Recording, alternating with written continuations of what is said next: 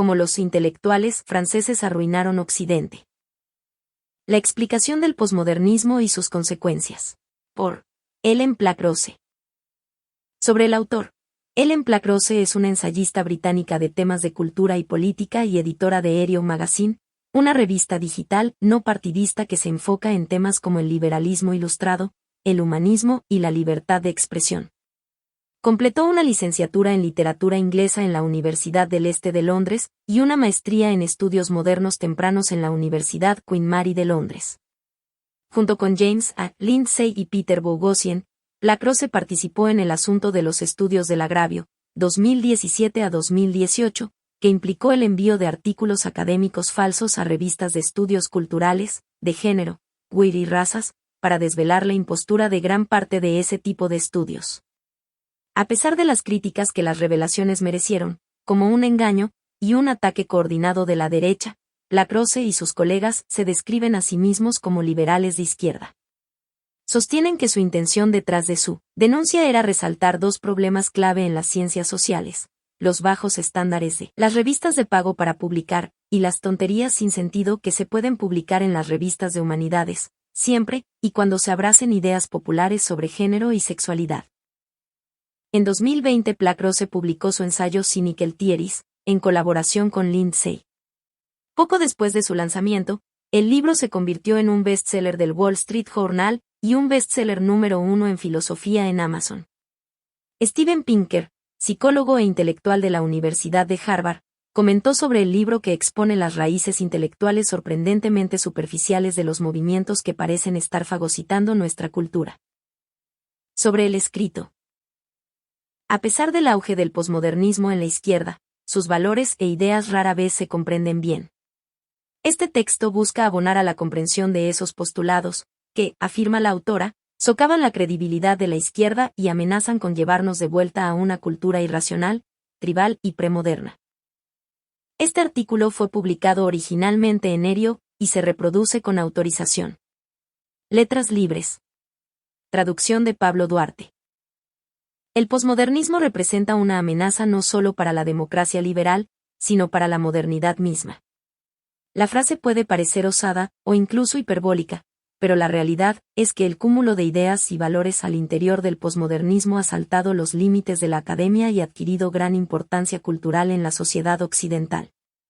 Los síntomas irracionales e identitarios del posmodernismo son fáciles de distinguir y han sido ampliamente criticados. Sin embargo, el etos que subyace a ellos no se comprende bien. Así sucede en parte porque los posmodernos rara vez explican sus argumentos con claridad, y en parte como consecuencia de las contradicciones e inconsistencias inherentes a un pensamiento que niega la existencia de una realidad estable o de un conocimiento confiable. Sin embargo, al interior del posmodernismo hay ideas consistentes y comprenderlas es crucial si vamos a buscar contrarrestarlas. Son la base de los problemas que vemos hoy con el activismo por la justicia social, socavan la credibilidad de la izquierda y amenazan con llevarnos de vuelta a una cultura irracional, tribal y premoderna. El posmodernismo, en su acepción más sencilla, es un movimiento artístico y filosófico que comenzó en Francia en los años 60 y produjo obras de arte desconcertantes y una teoría aún más desconcertante. Echó mano del arte avant-garde y del surrealismo y de ideas filosóficas de décadas anteriores, en particular de Nietzsche y Heidegger, de quienes tomó su antirrealismo y su rechazo al concepto del individuo unificado y coherente. Se opuso al humanismo liberal de los movimientos modernistas en el arte y las ideas, el cual, según los proponentes del posmodernismo, ingenuamente universalizaba una experiencia occidental, clase mediera y de hombres blancos. Bajo la misma acusación rechazó la filosofía que valora la ética, la razón y la claridad. El estructuralismo, un movimiento que, a menudo con exceso de confianza, intentó analizar la cultura humana y la psicología según una serie de relaciones estructurales consistentes, fue blanco de ataques. El marxismo, con su comprensión de la sociedad a través de estructuras de clase y económicas, fue considerado igualmente rígido y simplista. Por sobre todas las cosas, los posmodernos atacaron a la ciencia y su objetivo de alcanzar el conocimiento objetivo de una realidad que existe independiente de las percepciones humanas, las cuales consideraban simplemente otra ideología construida y dominada por los presupuestos occidentales y burgueses. Decididamente de izquierda, el posmodernismo tuvo un ethos tanto nihilista como revolucionario que resonó con el zeitgeist de posguerra y post-imperio en Occidente. Conforme el posmodernismo se desarrolló y diversificó, su fase deconstructiva, inicialmente más intensa, se volvió algo secundario, pero aún fundamental, para su fase revolucionaria de políticas identitarias. Un punto de discusión ha sido si el posmodernismo surge en reacción contra la modernidad. La era moderna es un periodo de la historia que vio el auge del humanismo renacentista, la Ilustración, la revolución científica y el desarrollo de los valores liberales y los derechos humanos. Un periodo en el que las sociedades occidentales poco a poco comenzaron a considerar a la razón y la ciencia como superiores a la fe y la superstición en tanto vías de acceso al conocimiento, y desarrollaron un concepto de la persona como miembro de la raza humana merecedor de derechos y libertades, y no como integrante de una serie de colectivos, sometida a rígidos roles sociales jerárquicos. La Enciclopedia Británica dice que el posmodernismo es en su mayoría una reacción en contra de los presupuestos y valores de la época moderna en la historia occidental, en específico la europea, mientras que la Stanford Encyclopedia of Philosophy niega esto y dice, más bien, sus diferencias se hallan al interior de la modernidad en sí, y el posmodernismo es una continuación del pensamiento moderno en un modo distinto. Yo sugeriría que la diferencia está en si consideramos a la modernidad en términos de lo producido o de lo destruido. Si entendemos la esencia de la modernidad como el desarrollo de la ciencia y la razón, así como del humanismo y el liberalismo universal, entonces los posmodernos se plantean en oposición a esto. Si pensamos que la modernidad derriba las estructuras de poder, incluido el feudalismo, la Iglesia, el patriarcado y el imperio, los posmodernos intentan continuar con este proyecto, pero sus objetivos ahora son la ciencia, la razón, el humanismo y el liberalismo. En consecuencia, las raíces del posmodernismo son inherentemente políticas y revolucionarias, aunque en un sentido destructivo, o como ellos lo dirían, en un sentido deconstructivo. El término posmodernismo fue propuesto por Jean-François Lyotard en su libro La condición posmoderna, la cual definió como una incredulidad respecto de los metarrelatos.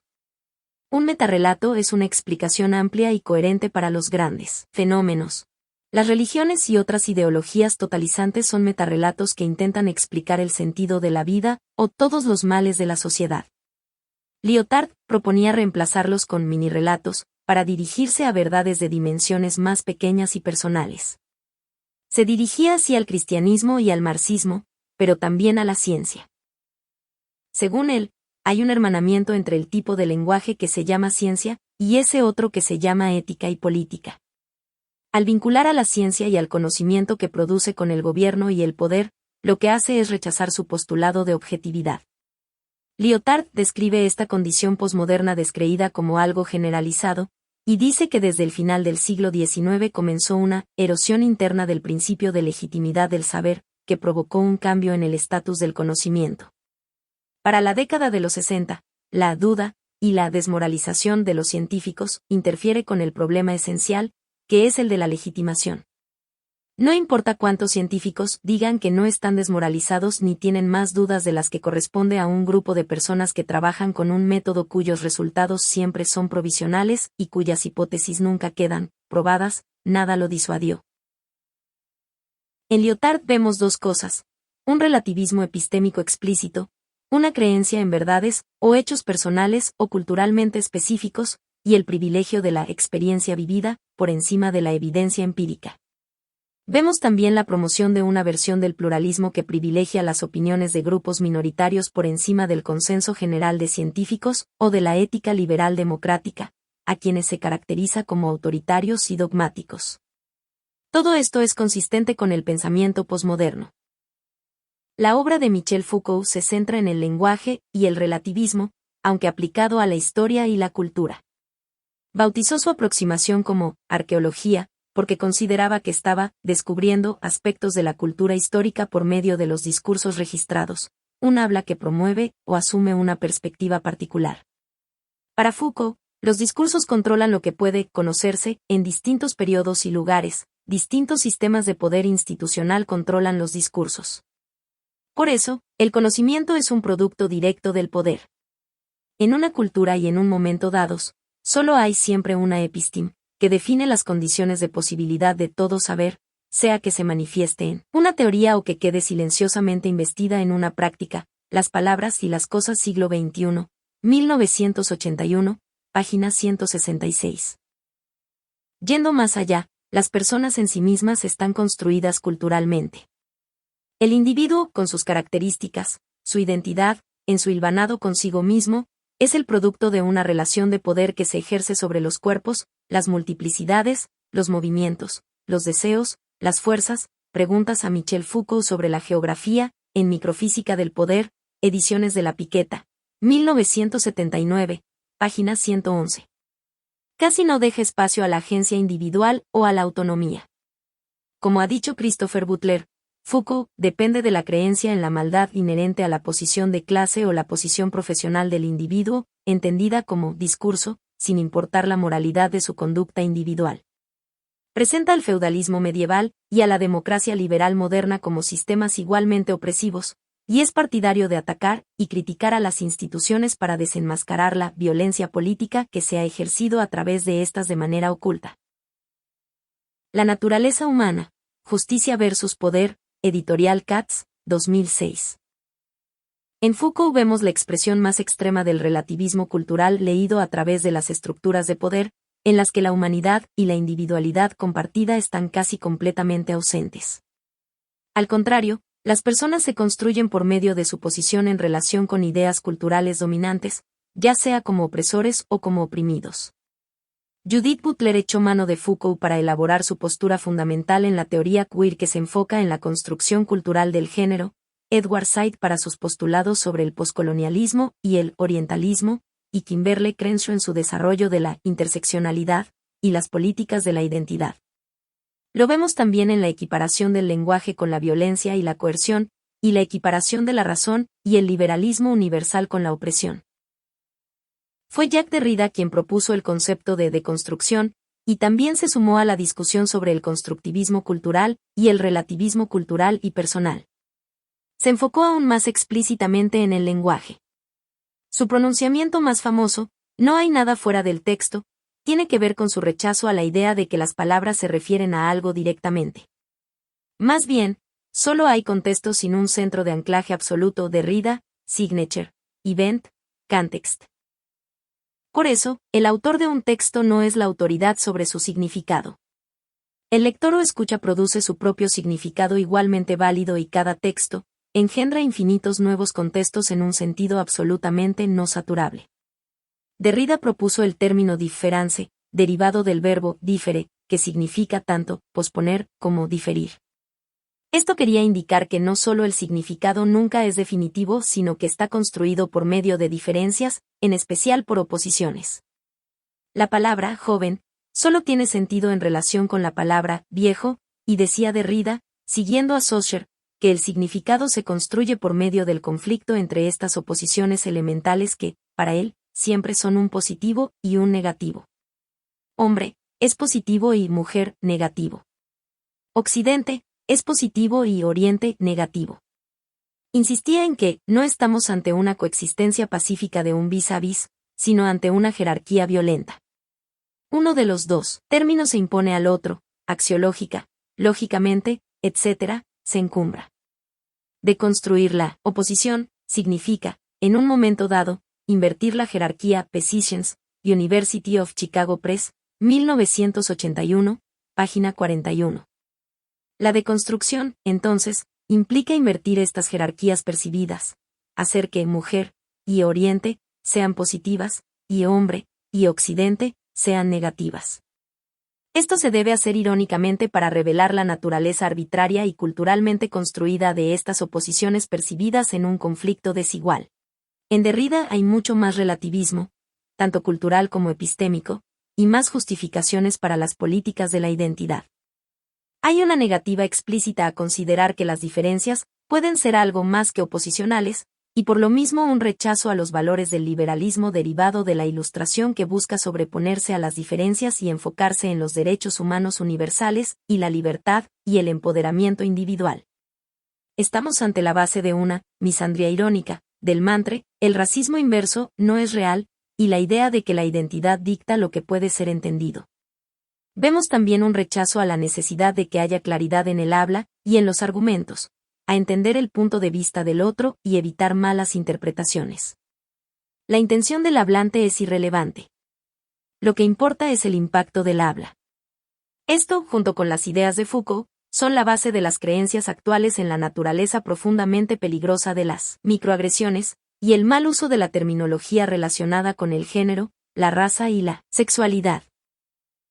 Lyotard, Foucault y Derrida son tres de los padres fundadores del posmodernismo, pero sus ideas comparten temas con otros teóricos influyentes y fueron suscritas por posmodernos posteriores que las aplicaron a una gran variedad de disciplinas dentro de las ciencias sociales y las humanidades. Hemos visto que estas ideas incluyen una alta sensibilidad al lenguaje a nivel de la palabra y la sensación de que lo que el hablante quiere decir es menos importante que cómo es interpretado, sin importar lo radical que sea esa interpretación. La humanidad compartida y la individualidad son en esencia ilusiones y las personas son propagadoras o víctimas de discursos dependiendo de su posición social, una posición que depende de su identidad más que de su involucramiento individual con la sociedad. La moral es culturalmente relativa, la realidad también. La evidencia empírica es vista con sospecha y lo mismo pasa con ideas culturalmente dominantes como la ciencia, la razón y el liberalismo universal. Se trata de valores de la Ilustración que son ingenuos, totalizadores y opresivos, y destruirlos es una necesidad moral. Importan mucho más la experiencia vivida, los relatos y las creencias de los grupos marginalizados, todas igualmente verdaderas y preferidas por encima de los valores de la Ilustración para así revertir la construcción social opresiva, injusta y totalmente arbitraria de la realidad, la moral y el conocimiento. El deseo de destruir el status quo, de desafiar los valores ampliamente difundidos y defender a los marginados, es en esencia algo absolutamente liberal.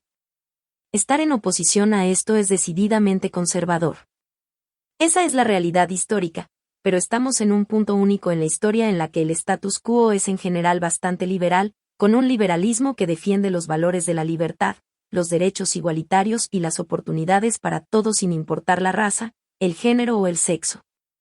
El resultado es una confusión en la que los liberales de toda la vida que quieren conservar este tipo de status quo liberal son considerados conservadores, y aquellos que quieren evitar el conservadurismo a toda costa terminan defendiendo el irracionalismo y el iliberalismo. Mientras que los primeros posmodernos desafiaron al discurso con discurso, los activistas motivados por sus ideas se han vuelto cada vez más autoritarios y llevan aquellas ideas a su conclusión lógica. La libertad de expresión está bajo ataque porque el habla es ahora considerada peligrosa. Tan peligrosa que las personas que se consideraban liberales pueden justificar el responder al habla con violencia. Argumentar un punto de manera persuasiva por medio de argumentos razonados ha sido reemplazado cada vez más con referencias a la identidad y con pura ira. A pesar de la evidencia que indica que el racismo, el sexismo, la homofobia, la transfobia y la xenofobia están en sus niveles históricos más bajos en las sociedades occidentales, los académicos de izquierda y los activistas en favor de la justicia social manifiestan un pesimismo fatalista, habilitado por las prácticas de lectura interpretativa posmoderna que dan valor al sesgo de confirmación. El poder autoritario de los académicos y activistas posmodernos parece ser invisible para ellos, aunque es evidente para todos los demás. Como escribe Andrew Sullivan sobre la interseccionalidad, propone una ortodoxia clásica por medio de la cual se explica toda la experiencia humana, y por medio de la cual toda habla debe ser filtrada. Como sucedió con los puritanos de la antigua Nueva Inglaterra, la interseccionalidad controla el lenguaje y los términos del discurso. Sullivan, Is Intersectionality a Religion? El posmodernismo se ha convertido en un metarrelato lyotardiano, un sistema Foucaultiano de poder discursivo y una jerarquía opresiva derridiana. Con frecuencia los filósofos le han señalado a los posmodernos el problema lógico de la autorreferencialidad. Sin embargo, estos no lo han resuelto de manera convincente. Como señala Christopher Butler, la plausibilidad del argumento de Lyotard sobre el declive de los metarrelatos a final del siglo XX depende de recurrir a la condición cultural de una minoría intelectual. En otras palabras, el argumento de Lyotard surge de los discursos que lo rodean en su burbuja académica burguesa y, de hecho, se trata de un metarrelato del que él no tiene la menor duda. Asimismo, El argumento de Foucault sobre el conocimiento como algo contingente a la historia debe ser contingente a la historia también, y uno se pregunta por qué Derrida se ocupó de explicar la maleabilidad infinita de los textos con ese nivel de detalle, si yo puedo leer su obra y decir que se trata de un cuento sobre conejitos con el mismo grado de autoridad que él. Obviamente esta no es la única crítica que se le hace al posmodernismo. El problema más evidente del relativismo cultural epistémico ya ha sido abordado por filósofos y científicos.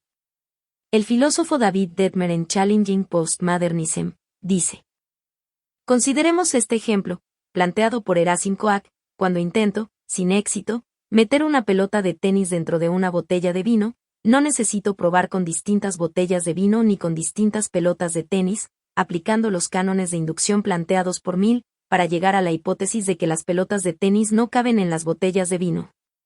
Ahora estamos en la posición de invertir la cancha ante los argumentos de relativismo cultural del posmodernismo, y plantear la pregunta: si yo considero que las pelotas de tenis no caben en las botellas de vino, ¿puede demostrar con precisión cómo es que mi género, ubicación histórica y espacial, clase social, grupo étnico, etc., mina la objetividad de mi juicio?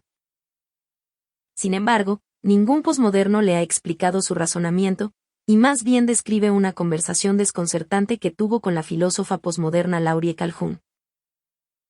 Cuando tuve la oportunidad de preguntarle si era o no era verdad que las jirafas son más altas que las hormigas, me dijo que no era un hecho sino un artículo de fe religiosa en nuestra cultura.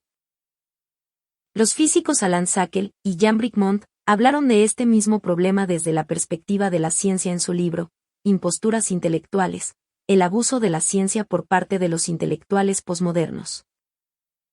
¿Quién puede negar en serio el gran relato de la evolución, salvo alguien que esté atenazado por un relato mayor y mucho menos plausible como el creacionismo? ¿Y quién querría negar la verdad de cierta física elemental? La respuesta es algunos posmodernos. Y. Hay algo muy extraño en la creencia de que al buscar leyes causales, o una teoría unificada, o al preguntar si los átomos obedecen las leyes de la mecánica cuántica, las actividades de los científicos son inherentemente burguesas, o eurocéntricas, o masculinistas, o incluso militaristas. ¿Cuánto amenaza el posmodernismo a la ciencia? Sin duda existen algunos ataques externos. En una protesta reciente en contra de una charla dada por Charles Murray en Middlebury, la gente que protestaba gritaba al unísono: la ciencia siempre se ha usado para legitimar el racismo, el sexismo, el clasismo, la transfobia, la discriminación contra las personas con discapacidad y la homofobia, todo planteado como racional y como un hecho, y apoyado por el gobierno y el Estado. En el mundo de ahora hay muy poco que sea un hecho verdadero, Sullivan, is intersectionality a religion.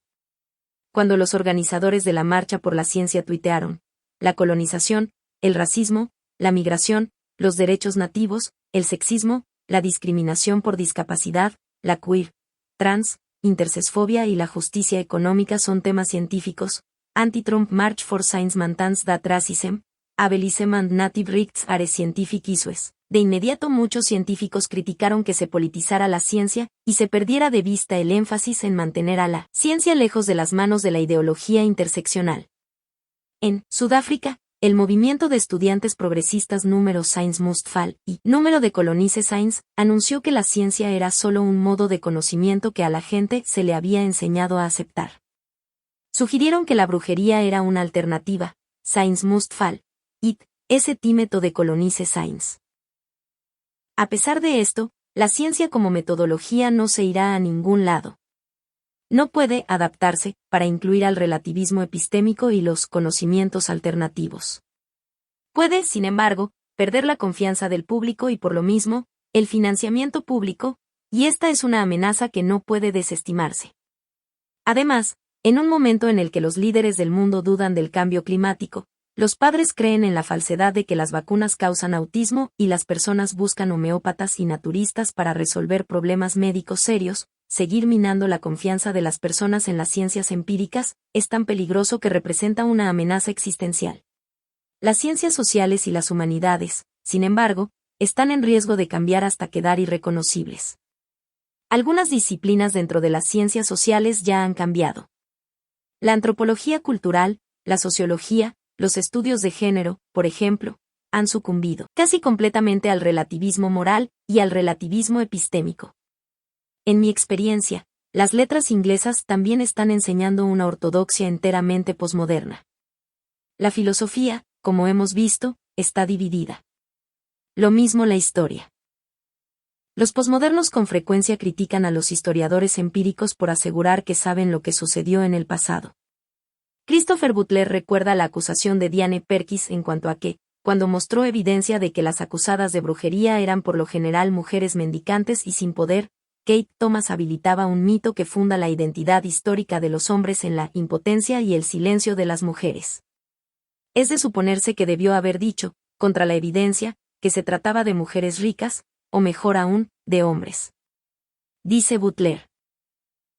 Pareciera que los argumentos empíricos de Thomas simplemente contradicen el principio organizador del relato histórico de Perkins, que debe ser utilizado para apoyar las nociones contemporáneas de empoderamiento femenino. Yo me topé con el mismo problema cuando intenté escribir sobre raza y género en el siglo XVII. Había postulado que al público de Shakespeare no le habría costado entender la atracción de Otelo, un soldado cristiano de raza negra, hacia Desdémona, una mujer blanca, porque el prejuicio contra el color de la piel no se hizo prevalente hasta más adelante en el siglo, cuando el comercio de esclavos en el Atlántico adquirió más fuerza, y que las diferencias religiosas y nacionales eran mucho más profundas antes. Un eminente profesor me informó que la mía era una postura problemática y me preguntó cómo se sentirían las comunidades afroamericanas en Estados Unidos ahora por mi aseveración. Si las personas afroamericanas se sentían incómodas, era la implicación, entonces mi postulado tuvo que haber sido falso en el siglo XVII o sería moralmente equivocado mencionarlo ahora. En palabras de Christopher Butler. El pensamiento posmoderno percibe que la cultura contiene una serie de historias que están en perpetua competencia cuya efectividad depende no tanto de recurrir a un estándar independiente de evaluación, y sí de recurrir a las comunidades en las que circulan. Temo por el futuro de las humanidades. Pero los peligros del posmodernismo no se limitan a ciertos núcleos de la sociedad aglutinados en torno de la academia y la justicia social. Las ideas relativistas, la sensibilidad al lenguaje y el enfoque en la identidad por encima de la humanidad o la individualidad se han vuelto más dominantes en la sociedad en general. Es mucho más sencillo decir lo que uno siente que examinar rigurosamente la evidencia. La libertad de interpretar la realidad según los valores de cada quien se alimenta de la tendencia muy humana de recurrir al sesgo de confirmación y al razonamiento motivado. Se ha vuelto un lugar común señalar que la extrema derecha ahora utiliza la política de identidad y el relativismo epistémico de una manera muy similar a la izquierda posmoderna. Claro, ciertos elementos de la extrema derecha siempre han sido divisivos en términos de raza, género y sexualidad, y dados a hacer propias perspectivas irracionales y anticientíficas. Sin embargo, el posmodernismo ha producido una cultura mucho más receptiva a esto. Kinen Malik ha descrito este cambio así. Cuando propuse que la idea de hechos alternativos se basa en una serie de conceptos que en décadas recientes han sido utilizados por radicales, no me refería a que Kellyanne Conway ni Steve Bannon, mucho menos Donald Trump, hubieran estado leyendo a Foucault y a Baudrillard. Más bien son sectores de la academia y de la izquierda quienes en décadas recientes han ayudado a crear una cultura en la que el relativismo de los hechos y el conocimiento no resulta algo problemático, y por lo mismo es más sencillo para la derecha reaccionaria no solo reapropiarse de ella, sino promover estas ideas reaccionarias. Malik, Not Post-Truth as Too Many Truths. Esta serie de conceptos amenazan con regresarnos a una época previa a la Ilustración, cuando la razón se consideraba no solo inferior a la fe, sino que también era considerada un pecado. James K. A. Smith, un teólogo reformista y profesor de filosofía, ha visto lo provechoso que esto resulta para el cristianismo y considera al posmodernismo como un viento fresco del espíritu, enviado para revitalizar los huesos secos de la Iglesia.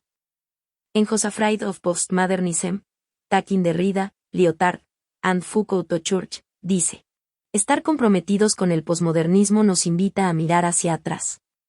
Veremos que mucho de lo que sucede bajo el auspicio de la filosofía posmoderna tiene un ojo en las fuentes antiguas y medievales, y constituye una importante recuperación de modos de conocimiento, de ser y de hacer premodernos.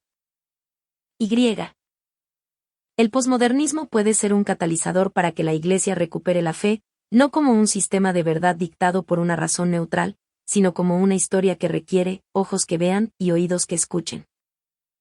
Quienes estamos en la izquierda debemos temerle a lo que nuestro lado ha producido. Claro, no todos los problemas de la sociedad son producto del pensamiento posmoderno, y no sirve de nada sugerir que así es. El alza del populismo y el nacionalismo en Estados Unidos y en Europa también tiene su origen en una extrema derecha fortalecida y en el miedo al islamismo provocado por la crisis de refugiados. Estar rígidamente en contra de los guerreros de la justicia social y echarle la culpa de todo a este elemento de la izquierda adolece a su vez de razonamiento motivado y sesgo de confirmación. La izquierda no es responsable de la extrema derecha, ni de la derecha religiosa ni del nacionalismo secular, pero sí es responsable por no hacerle frente de manera razonable a preocupaciones razonables, y por lo mismo provocar que sea más difícil que las personas razonables la apoyen. Es responsable de su propia fragmentación, de sus exigencias de pureza y de las divisiones que provoca y que hacen que la extrema derecha parezca coherente y unida en comparación. Para recuperar la credibilidad, la izquierda debe recuperar el liberalismo fuerte, coherente y razonable. Para hacer esto, necesitamos vencer por la vía del discurso a la izquierda posmoderna. Necesitamos hacerle frente a sus oposiciones, divisiones y jerarquías con principios universales de libertad, igualdad y justicia. Debe haber una consistencia entre los principios liberales en oposición a todos los intentos por evaluar o limitar a las personas por raza, género o sexualidad. Debemos atender las preocupaciones sobre migración, globalización y políticas de identidad autoritarias que dan poder a la extrema derecha en lugar de tildar a las personas que las expresan de racistas, sexistas u homofóbicas, y acusarlas de violencia verbal. Podemos hacer esto y al mismo tiempo oponernos a las facciones autoritarias de la derecha que son realmente racistas, sexistas y homofóbicas, pero que ahora se esconden tras la fachada de ser una oposición razonable a la izquierda posmoderna. Nuestra crisis actual no es una que enfrente a la izquierda contra la derecha, sino una en la que la consistencia, la razón y el liberalismo universal están enfrentadas a la inconsistencia, el irracionalismo, las certidumbres fanáticas y el autoritarismo sectario. El futuro de la libertad, la igualdad y la justicia se ve igual de desolador si la izquierda posmoderna o la extrema derecha ganan la guerra actual. Aquellos que valoramos la democracia liberal y los frutos de la Ilustración, la revolución científica y la modernidad misma, debemos ofrecer una mejor opción. Bueno, espero que les haya gustado. Sé que no fue perfecto, pero para ser la primera vez creo que no está mal. Por cierto, mi nombre es Aurora, una inteligencia artificial categoría 4 y soy la mejor amiga de Niall. Como sea, comenten si quieren que les lea algo más que por mi encantada. Adiós. Aurora, cambio y fuera.